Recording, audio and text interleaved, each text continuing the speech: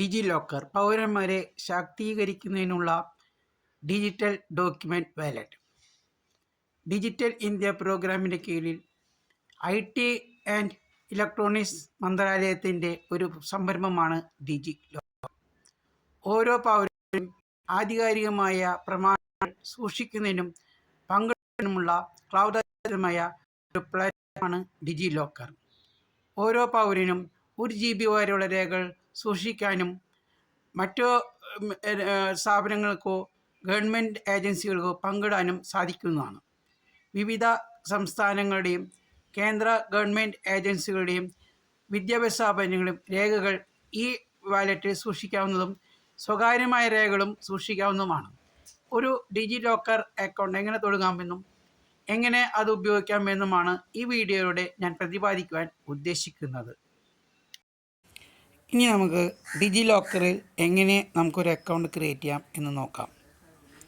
ബ്രൗസറിൽ Google search engine എടുക്കുക. Search engine ഡിജി ലോക്കറിന് type ചെയ്യുക.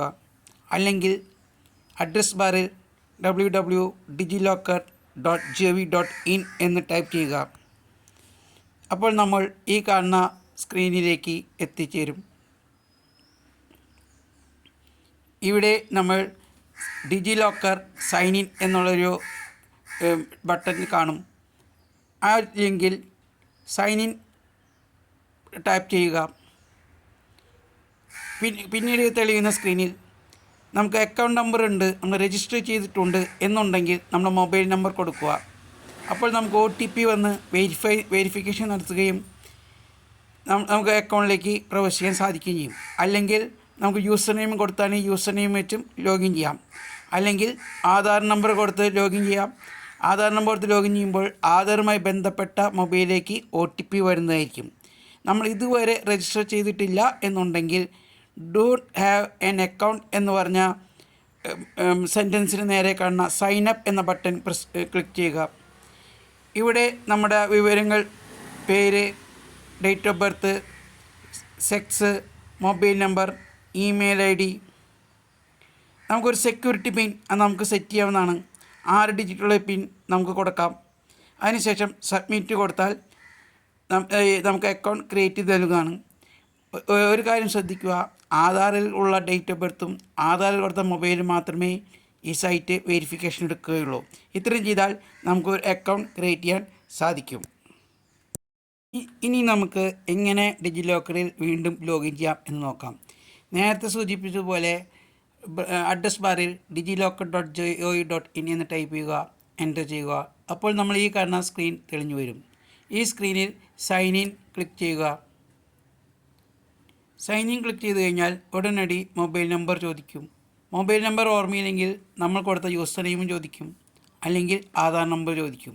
ഈ 3 വഴി കൂടിയും നമുക്ക് ഇതിൽ ലോഗിൻ ചെയ്യാൻ സാധിക്കും. ഇപ്പോൾ ഞാൻ എൻ്റെ മൊബൈൽ നമ്പറാണ് കൊടുക്കുന്നത്.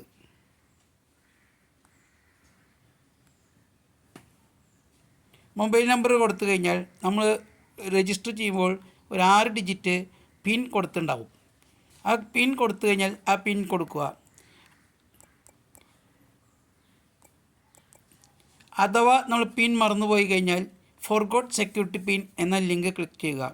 അതിൽ കാണുന്ന ബോക്സുകൾ ഫില്ലപ്പ് ചെയ്ത് ഓക്കെ കൊടുത്തു കഴിഞ്ഞാൽ നമുക്ക് പിൻ റീസെറ്റ് ചെയ്യാവുന്നതാണ്.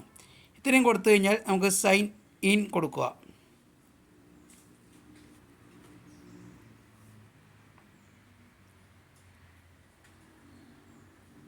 ഈ തെളിഞ്ഞു വരുന്ന സ്ക്രീനാണ് നമ്മൾ ഡിജി ലോക്കറിൻ്റെ ഹോം സ്ക്രീൻ. ഇവിടെ നിങ്ങളുടെ പേര് കാണാം.